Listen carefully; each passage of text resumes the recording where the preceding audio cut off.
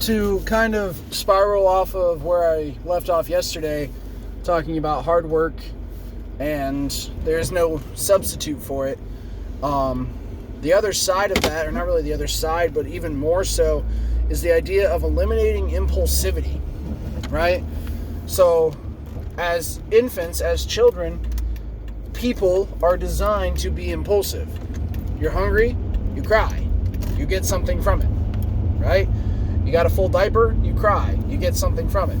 So, you're tired, you cry. You get something from it. You get consoled. You get taken care of. But as we get older, we're supposed to grow out of that. We're supposed to not be as impulsive.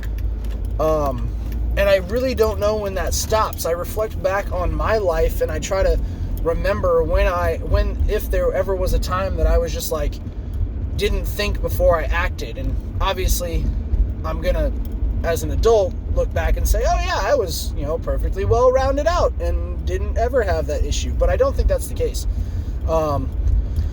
I am sure there was a point in my life where I was impulsive, where I made decisions based on emotion rather than logic, right? And sometimes the emotional response is the necessary one, but it takes experience and time to know when you should rely on your emotions, like your heart, and when you should rely on your logic in your brain.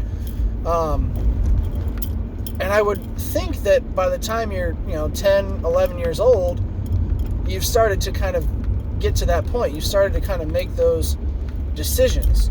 But I'm seeing that that's not necessarily the case.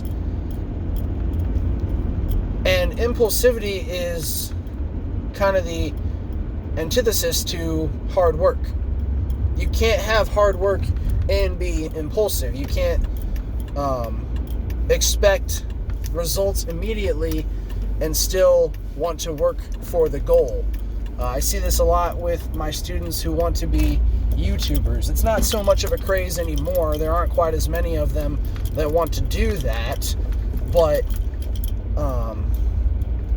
there are still some, or whatever it is. If they want to be a professional athlete, or they want a Easy Mac dinner, like all of those things require time and patience and waiting and putting forth some effort in one way or another. And yet, here we sit with kids that want everything now. And, this person said this to me, so I'm going to do this back. There is no thinking ahead. And we got to squelch that somehow.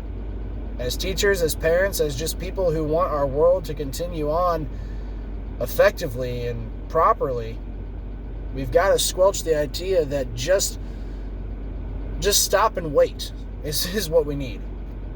Breathe, think, then act. Don't just react. Talk to you tomorrow.